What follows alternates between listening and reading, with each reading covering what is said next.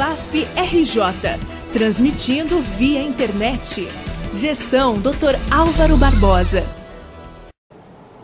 Olá, bem-vindo a mais um programa de rádio e TV web da FASP RJ.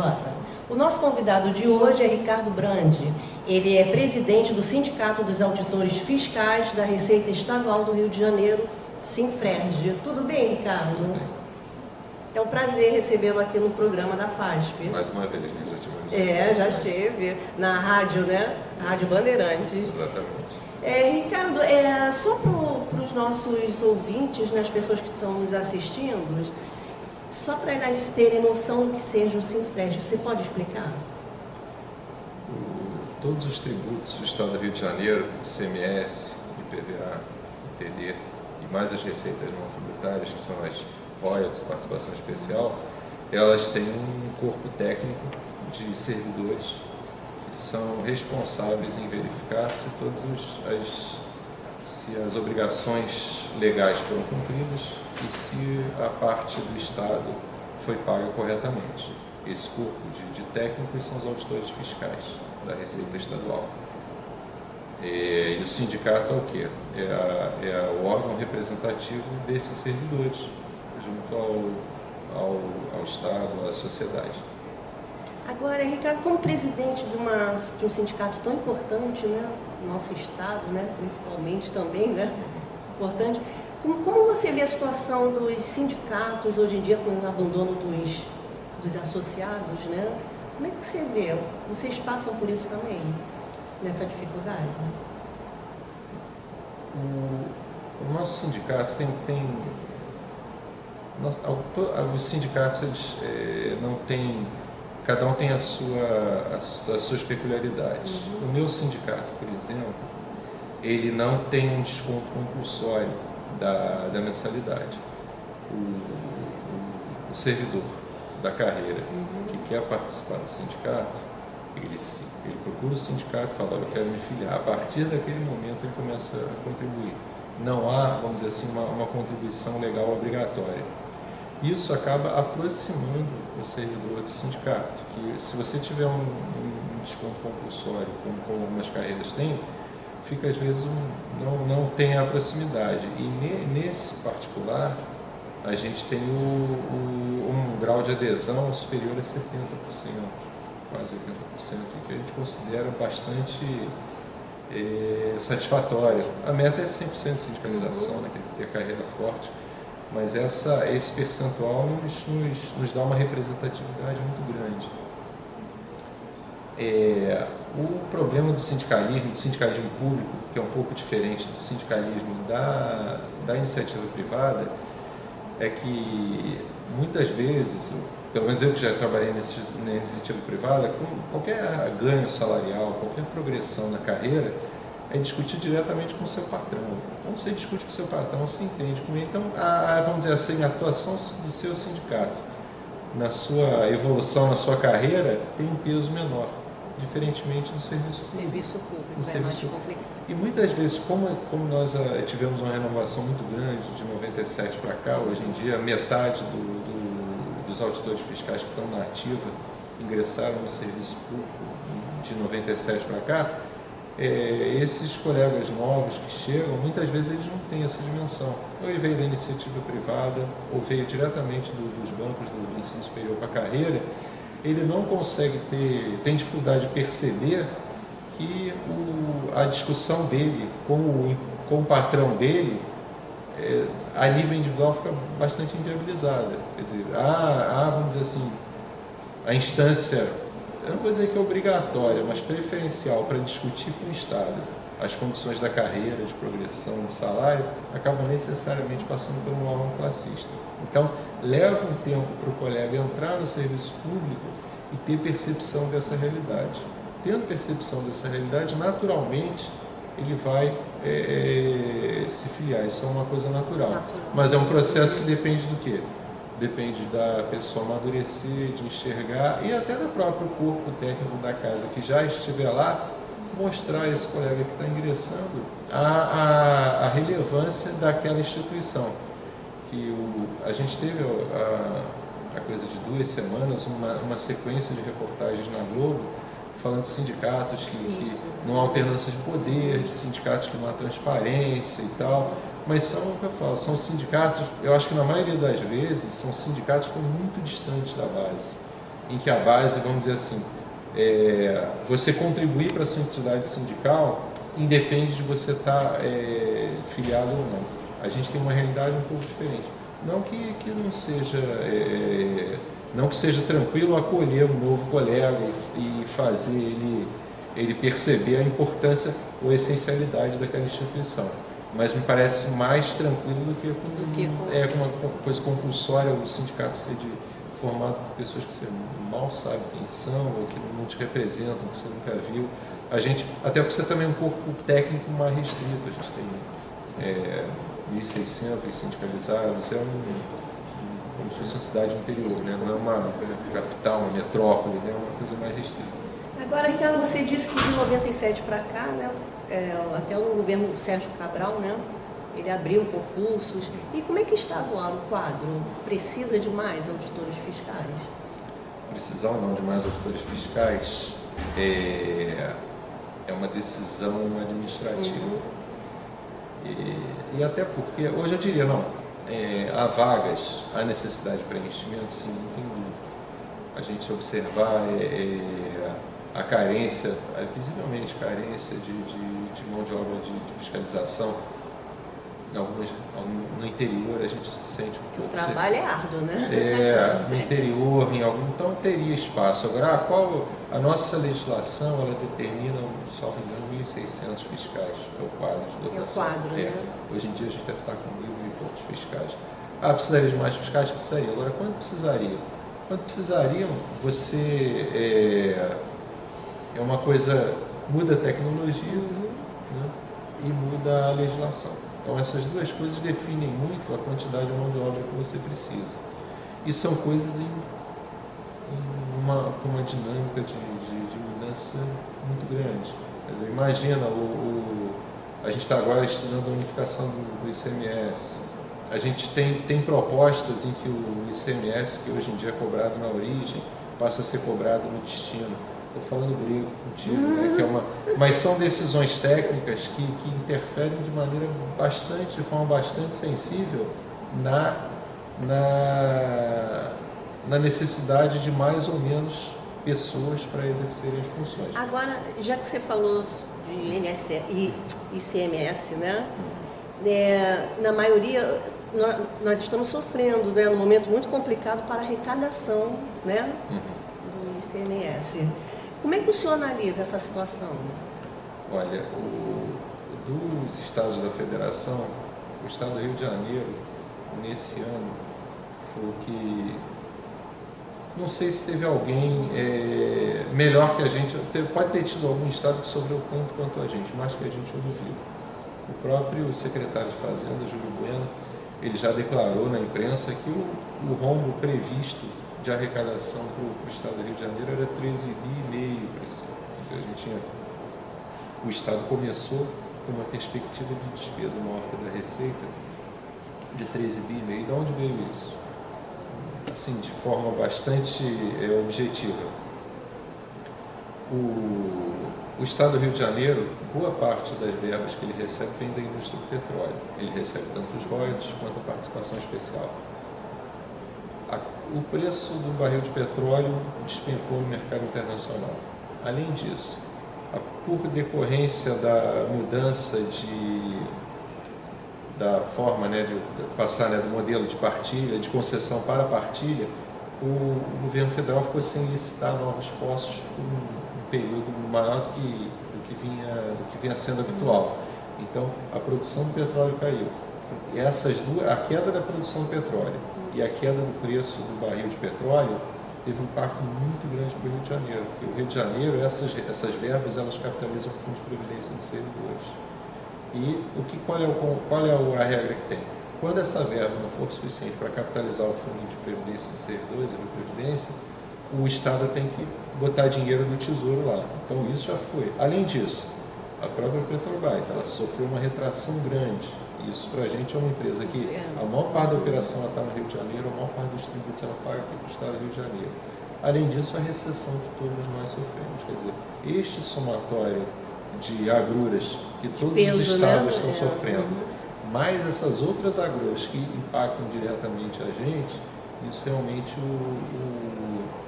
o Rio de Janeiro teve pagou um preço maior. Agora, de certa forma, a gente fica,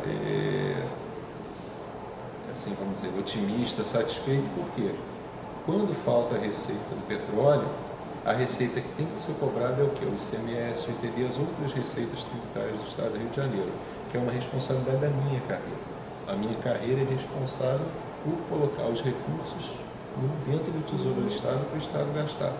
E, com toda essa crise, pode aferir tanto assim, o discurso do governador quanto o discurso do secretário, é que com todas essas dificuldades, a gente vem, quer seja negociando com as empresas, quer seja negociando a dívida ativa, que é um trabalho acumulado da fiscalização por anos e anos, que está lá, quer dizer, o trabalho da fiscalização está conseguindo dar uma resposta, se não, vamos dizer assim, integral, está conseguindo dar uma resposta bastante adequada para o governo do Estado manter os compromissos. A gente vai ter agora, no meio do ano, o governador vai depositar metade do 13º. Isso é uma coisa que dentro da perspectiva que a gente tinha em janeiro, se em janeiro alguém fala assim, ia ser muito provável que tivesse alguém falando, não vai chegar no meio do ano sem ter que ter alguma medida de contenção, quer seja atrasar pagamento de servidor. A gente está conseguindo. Já é uma boa notícia, né? E aí a gente tem, lógico, um esforço do governo. O governo baixou drasticamente o custeio. O servidor sente na hora de você fazer o seu trabalho e tudo, mas além dessas medidas de contenção, a receita, a arrecadação tributária está conseguindo, quer dizer, então nós, a nossa carreira, estamos podendo contribuir para minorar a dificuldade financeira do Estado, que é a dificuldade financeira de qualquer unidade da Federação hoje. Agora, Ricardo, e quais são os desafios, né, do fisco no Congresso Nacional? A gente tem demandas que são do funcionalismo como um todo, e a gente tem demandas pontuais da fiscalização. Assim, demandas que a gente tem do funcionalismo como um todo. Então tem a questão da discussão da questão previdenciária. A mais emblemática dessas é a PEC 555, que hoje em dia os servidores inativos eles contribuem com a Previdência. Então discute-se no Congresso Nacional de alguma maneira que a pessoa, quando se aposentar, não precisa mais contribuir. Então essa é uma PEC de discussão que a gente está ombreado com várias outras carreiras nesse debate dentro do Congresso Nacional. Agora, para o fisco, vamos dizer assim, a iniciativa legislativa mais sensível é a que a gente chama PEC 186. PEC 186 é o quê? É uma emenda constitucional que ele prevê que dá autonomia administrativa funcional para o fisco. Hoje o fisco ele está inserido dentro do conjunto do Poder Executivo.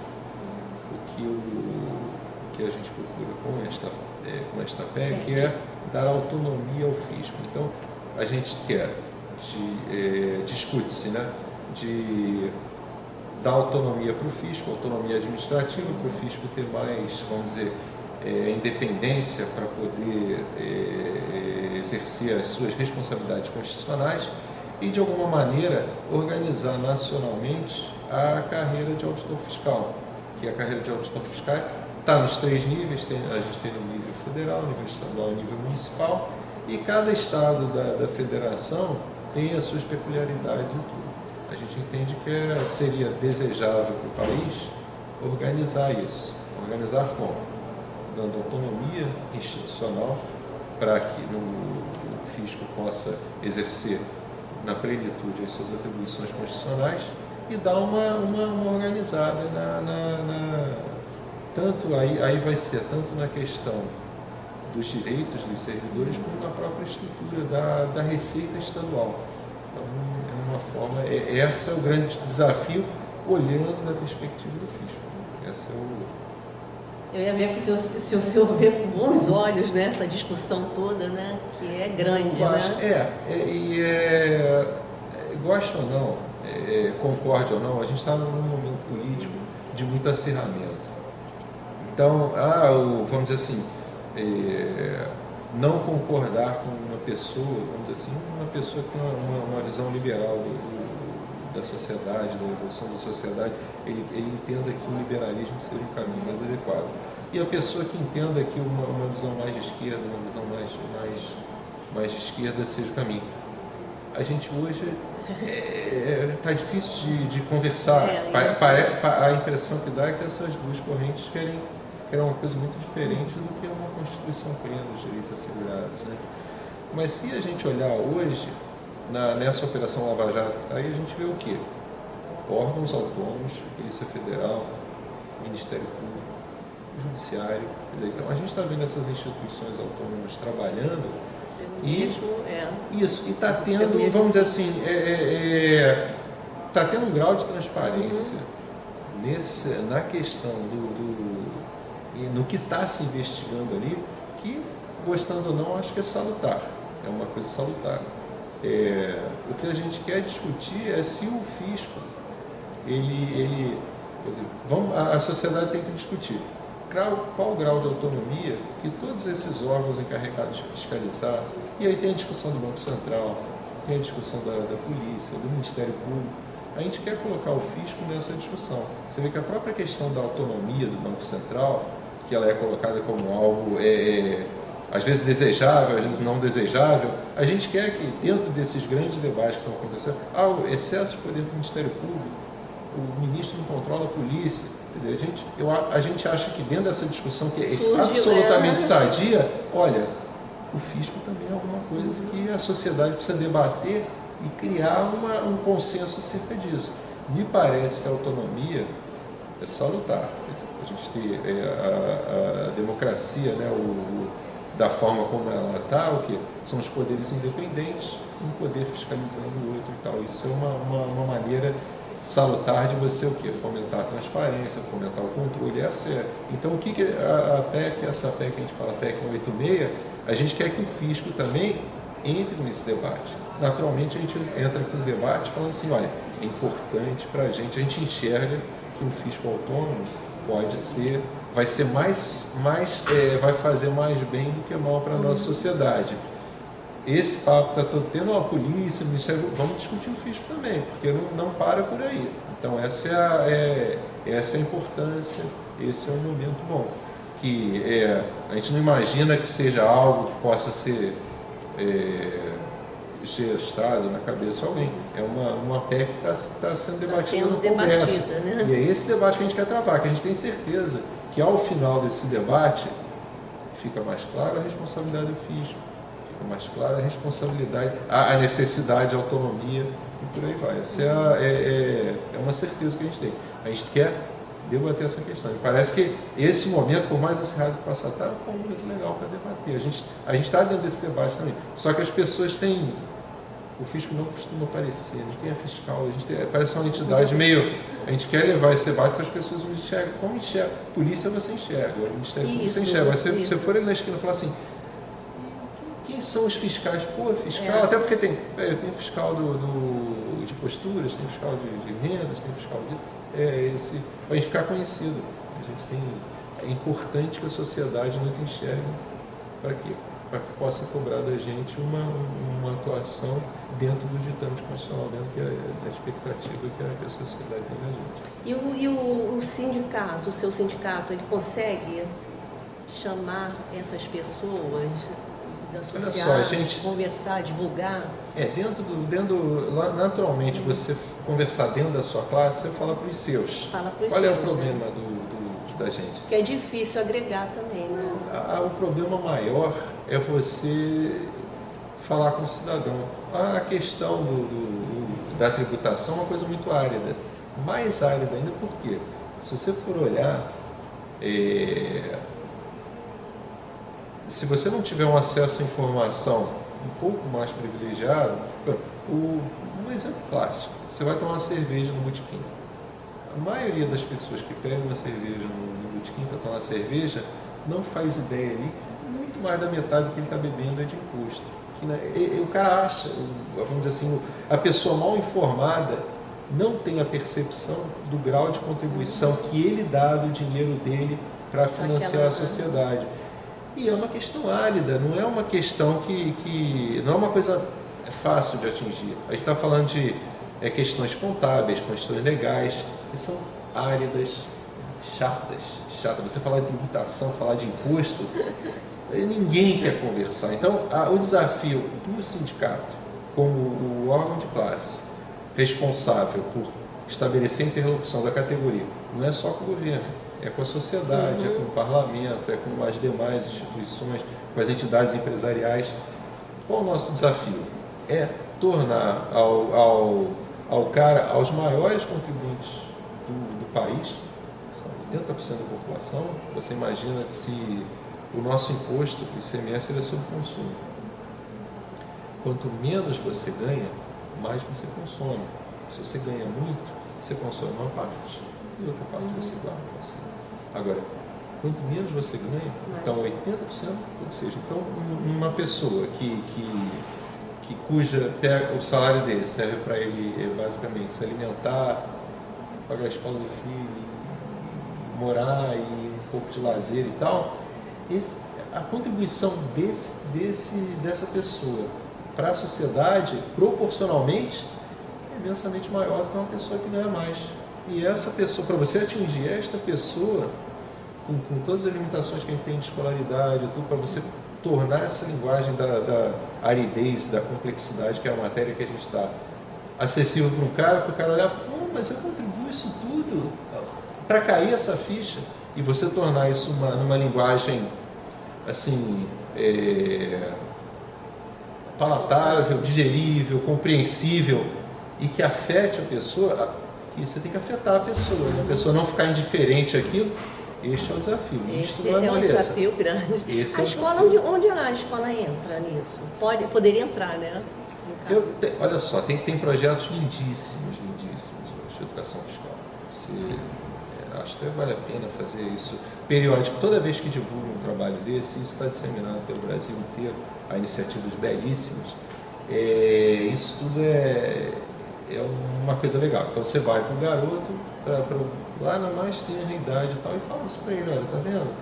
Essa luz que você está vendo na rua, a calçada... Isso, tá, aí ele já vai aprendendo, né? Mas eu acho que a educação fiscal melhor que poderia ter seria na transparência. Eu falo, se tivesse sido nós temos que achar uma maneira de toda vez que o cara bote a mão no bolso e paga alguma coisa, ele enxergar o quanto daquilo está indo para o governo. É isso que eu acho que... O que já acontece em alguns países, né? Que as pessoas sabem, né? Pois é, e aqui eu falo, assim, a própria classe média. Pode ir a qualquer restaurante, a classe média é o setor mais esclarecido da sociedade, né? Exceção de quando você compra algo cuja garantia você vai depender da emissão do documento fiscal, aí a gente é bastante draconiano. Agora, se você for ver restaurantes, esse é até constrangedor. O cara não dá a nota, você compra uma roupa, você vai fazer uma refeição, você não é uma coisa natural, não é. Isso é uma questão cultural. Gente, peça a nota. Peça a nota. Passou pelo pedágio, vai ao restaurante, tem que pedir a nota, Depende da gente. Isso é uma coisa cultural. Vai ter que ter o trabalho. Tem o trabalho que na pequena escola, você fazer esse trabalho de orientar as crianças, sim. Agora tem que ter o esforço do governo, da sociedade, ou seja, de dar essa transparência para acordar as pessoas. Agora, Ricardo, eu tinha tantas coisas aqui para perguntar, mas olha, o Isoneto, nosso operador de som, está ali, ó, acabou o tempo. Agora, eu queria só fazer uma perguntinha que vocês, recentemente, né, o Sinfrege lançou seu primeiro concurso nacional de crônicas, né? Sim. Que experiências o sindicato tirou dessa iniciativa? Resposta maravilhosa, muita gente participou. Agora, eu estava agora no almoço, nesse instante eu estava conversando isso.